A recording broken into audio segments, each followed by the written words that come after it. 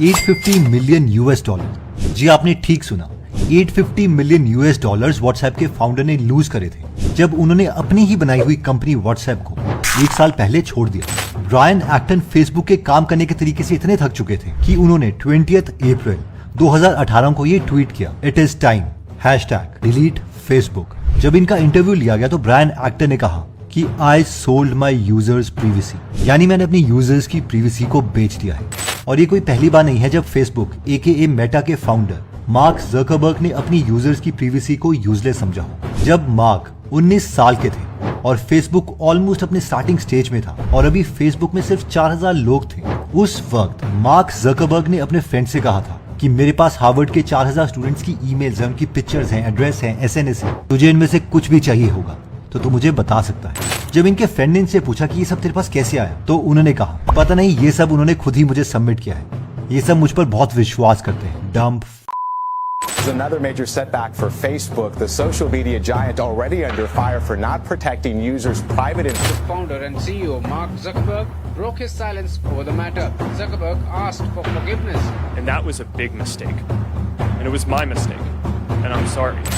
Okay तो वैसे mark Zuckerberg के ऊपर काफी एलिगेशंस हैं कि उन्होंने यूजर्स के डेटा का मिसयूज किया है, लेकिन इस रिपोर्ट में हम ये व्हाट्सएप के पॉइंट ऑफ व्यू से देखेंगे, जिसे कहा जाता है कि एक फ्री प्लेटफॉर्म है। इसमें सारे messages end to end encrypted है। इसके बारे में ये भी कहा जाता है कि हमारे व्हाट्सएप मैसेजेस इवन फेसबुक भी नहीं देख सकता। तो आइए देखते हैं इस रिसर्च को। 4 अगस्त को ब्रायन एक्टन ने फेसबुक में जॉब के लिए अप्लाई किया था, लेकिन उन्हें सिलेक्ट नहीं किया गया और उन्होंने इसी ट्वीट में लिखा कि वो अपनी लाइफ के नेक्स्ट एडवेंचर के बारे में सोच रहे हैं। और लकीली उनको और उनके फ्रेंड यान कूम को एक मोबाइल एप्लीकेशन का आइडिया है और इस एप्लीकेशन का नाम उन्होंने दिया व्हाट्सएप। शुरू में तो व्हाट्सएप सिर्फ इसलिए बनाया गया था कि लोग अपना स्टेटस अपडेट कर सके, लेकिन फिर कुछ टाइम के बाद जब इसमें मैसेजिंग का ऑप्शन डाला गया तो ये एप्लीकेशन बहुत जल्दी फेमस होने लग गई, क्योंकि उस टाइम फोन में मैसेजिंग करने के लिए पैसे लगते थे, लेकिन WhatsApp completely free messages provide करता था। अब ऑब्वियसली अगर किसी सर्विस को फ्री रखना है तो किसी ना किसी को तो पैसे देने ही पड़ेंगे, वरना सर्वर्स की फीस, ऑफिस रेंट, इंजीनियर्स की सैलरी, ये सब कहां से आएगा। शुरू में व्हाट्सएप ने एंजल इन्वेस्टर से सीड फंडिंग ली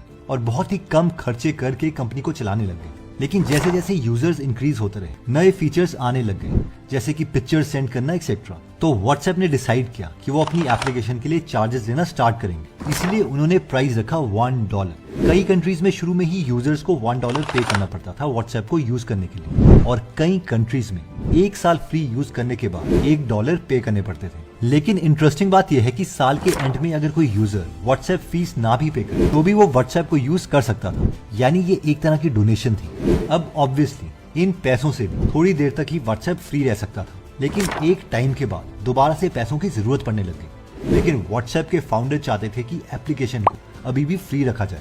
इन्वेस्टर से तो वो पैसे नहीं लेना चाहते थे, क्योंकि उनको डर लग रहा था कि अगर इन्वेस्टर्स आए तो वो उन्हें मोनेटाइजेशन ऑन करने के लिए कहेंगे, जिसका मतलब था कि या तो यूजर से पैसे मांगो या फिर व्हाट्सएप में एड्स डालो, क्योंकि व्हाट्सएप के पास बहुत यूजर्स थे जो बहुत तेजी से ग्रो भी कर रहे थे। तो फिर सिक्वोया जैसी फर्म्स ने फाइनली व्हाट्सएप में पैसे इन्वेस्ट कर दिए, ये कहकर कि वो व्हाट्सएप को कभी भी फोर्स नहीं करेंगे मोनेटाइजेशन ऑन करने के लिए। और ये सिलसिला कुछ टाइम तक फिर चलता रहा। फिर 2014 में एक बड़ी खबर, इस न्यूज ने तो मानो सबको हिला के रख दिया। फेसबुक ने व्हाट्सएप को $19 बिलियन में खरीद लिया। लोगों को समझ नहीं आ रहा था कि एक लॉस मेकिंग कंपनी के लिए फेसबुक इतने पैसे कैसे दे सकता है। इस डील से 9 महीने जस्ट पहले फेसबुक ने सिर्फ 8 करोड़ रुपए का रेवेन्यू किया था। ये कोई प्रॉफिट नहीं था, ये सिर्फ रेवेन्यू था, और फेसबुक ने इस कंपनी के लिए 1 लाख करोड़ रुपए से भी ज्यादा दे दिए। इतने में तो 10 बुर्ज खलीफा बन सकते थे या फिर वो 19 इंस्टाग्राम खरीद सकते थे।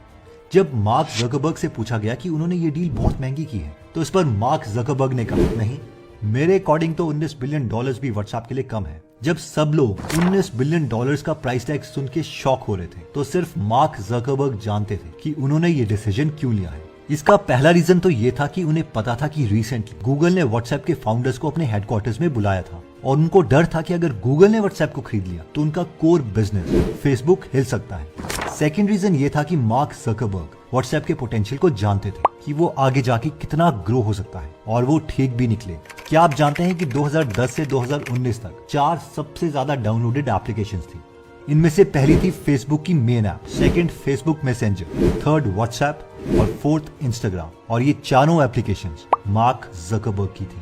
अब इस एक्यूजेशन के 2 साल के बाद यानी 2016 में ये न्यूज आई कि ये जो $1 की फीस जो व्हाट्सएप चार्ज कर रहा है उसे हटा दिया गया है। सब खुश हो गए कि मार्क ज़करबर्ग कितने अच्छे हैं, वो यूजर्स को फ्री सर्विस देना चाहते हैं, एक्चुअल में लोगों की प्राइवेसी का ख्याल रखते हैं। लेकिन फिर दोबारा से खबर आई कि ब्रायन एक्टन जो कि व्हाट्सएप के फाउंडर थे, उन्होंने अपनी ही कंपनी से रिजाइन कर दिया, जिसके लिए उन्हें $850 मिलियन का नुकसान हुआ, जो उन्हें मिल जाते अगर वो 1 और साल कंपनी में रहते। और इसीलिए उन्होंने ये ट्वीट भी किया, #delete Facebook। कंपनी में कुछ तो बड़ी गड़बड़ चल रही थी कि व्हाट्सएप के फाउंडर ने ना तो सिर्फ अपनी कंपनी से रिजाइन किया, बल्कि उन्होंने खुद के $50 मिलियन लगा के एक नई एप्लीकेशन स्टार्ट की जिसका नाम था सिग्नल, जो व्हाट्सएप की तरह ही थी, जिसका एक ही मकसद था कि यूजर का डेटा कभी भी गलत इस्तेमाल ना किया जाए। लेकिन अभी भी सिग्नल उतना फेमस नहीं हुआ है जितना कि व्हाट्सएप, और ये नेटवर्क इफेक्ट्स की वजह से है। यानी एक बार अगर आपके सारे फ्रेंड्स व्हाट्सएप यूज कर रहे हैं तो आप अकेले सिग्नल यूज करके क्या करोगे, क्योंकि सिग्नल से आप व्हाट्सएप में मैसेजेस तो कर नहीं पाओ एंड वाइस वर्सा। डील होने के बाद मार्क को ये तो पता था कि उन्हें व्हाट्सएप से किसी ना किसी तरीके से पैसे तो अर्न करने ही पड़ेंगे। सबसे पहले तो उन्होंने व्हाट्सएप बिजनेस स्टार्ट किया कि कोई भी बिजनेसमैन व्हाट्सएप पर अपना बिजनेस स्टार्ट कर सकता है। ऑब्वियसली ये एक जेन्युइन मेथड है कि अगर छोटे बिजनेसेस को व्हाट्सएप अपनी सर्विसेज दे रहा है तो उनसे कुछ तो चार्ज करेगा ही। लेकिन इसके पीछे एक बड़ा रीजन ये भी था कि अब यूजर्स जब अपनी ऐप अपडेट करेंगे उन्हें दोबारा से व्हाट्सएप की प्राइवेसी पॉलिसी को अपडेट करना पड़ेगा। उस नई प्राइवेसी पॉलिसी में छोटे छोटे शब्दों में लिखा था कि अब फेसबुक के पास व्हाट्सएप यूजर्स का ज्यादा डेटा होगा। शुरू में यूजर्स को फरवरी 8 तक का टाइम दिया गया इसे एक्सेप्ट करने के लिए, लेकिन जब कंप्लेंट्स आना स्टार्ट हो गई तो इस डेट को पोस्टपोन करके 15 मई कर दिया गया। फिर काफी सारे डेटा ब्रीचेस की खबर आने लग गई, जैसे कि फेडरल ट्रेड कमीशन ने भी फेसबुक के ऊपर $5 बिलियन का फाइन इम्पोज कर दिया। 540 फेसबुक मिलियन यूजर्स का डेटा रिसर्चर्स को पब्लिक सर्वर्स में मिला। 2021 में एप्पल ने अपनी पॉलिसी अपडेट करी, जिसके अकॉर्डिंग एप्लीकेशंस को ये बताना मैंडेटरी था कि वो उनका कौन सा डेटा शेयर करेंगे। व्हाट्सएप के लिए ये चीजें थी हमारा phone number, contact list, profile picture, mobile brand, location, status etcetera. Facebook का मेन गोल ये था कि वो अपनी तीनों ऐप का डेटा इंटीग्रेशन कर सके, यानी वो पहचान पाए कि सेम ही user WhatsApp, Facebook, Instagram, messengers use कर रहा है। जिससे होगा ये कि उन्हें हमारे बारे में ऑलमोस्ट सब कुछ ही पता होगा, और जितना ज्यादा फेसबुक को हमारे बिहेवियर के बारे में पता होगा उतने ज्यादा टारगेटेड एड्स वो हमें दिखा पाएंगे, और इन टारगेटेड एड्स के लिए बाकी बिजनेसेस भी फेसबुक को ज्यादा पे करने के लिए रेडी होंगे। Cambridge data Analytica scam. Facebook ने एक कंपनी कैम्ब्रिज डेटा एनालिटिका को हायर किया था, जिन्हें फेसबुक ने डेटा दिया ताकि वो उस डेटा को यूज करके फेसबुक के यूजर्स की पर्सनैलिटी को कैटेगराइज कर सके, ताकि फेसबुक अपने यूजर्स को डिफरेंट बकेट्स में डाल के उन्हें और पर्सनलाइज्ड एड दिखा पाए। इसमें कोई स्कैम नहीं था, ये एक नॉर्मल बिजनेस दूसरे बिजनेस से सर्विस ले रहा था, क्योंकि कैम्ब्रिज डेटा एनालिटिका एक हाईली स्किल्ड डेटा कंपनी है। बीबीसी ने अपने YouTube चैनल में एक वीडियो बनाई है, जिसके according Cambridge data Analytica company ने लोगों के बिहेवियर के बारे में बहुत ही एक्यूरेट प्रेडिक्शंस करना स्टार्ट कर दिया था। फॉर एग्जांपल, इस रिसर्च के अकॉर्डिंग इस एल्गोरिदम को अगर हमारे 50 लाइक्स का डेटा भी पता है तो वो हमें बेटर तरीके से प्रेडिक्ट कर पाएगा, जितने की हमारे कलीग्स भी नहीं कर सकते। और अगर इन्हें हमारे 150 लाइक का डेटा पता है तो वो हमारे पेरेंट्स से ज्यादा हमारी पर्सनैलिटी को समझना स्टार्ट कर देगा। 300 लाइक से ज्यादा डेटा अगर इन्हें पता है तो हमारे हस्बैंड या वाइफ से ज्यादा एक्यूरेटली ये हमारी पर्सनैलिटी को समझ पाएगा। अब हुआ ये था कि कैम्ब्रिज एनालिटिका डोनाल्ड ट्रंप ने हायर की थी अपने प्रेसिडेंशियल इलेक्शंस लड़ने से पहले, और ऐसी एलिगेशंस हैं कि कैम्ब्रिज डेटा एनालिटिका ने फेसबुक के साथ काम करने के बाद फेसबुक का डेटा डिलीट नहीं किया। कई लोग ये भी कॉन्स्पिरेसी थ्योरी देते हैं कि मार्क ज़करबर्ग ने ही जानबूझ के इस कंपनी को हायर किया और बाद में इन्हें हटा दिया ताकि डोनाल्ड ट्रंप फेसबुक का डेटा यूज कर पाए।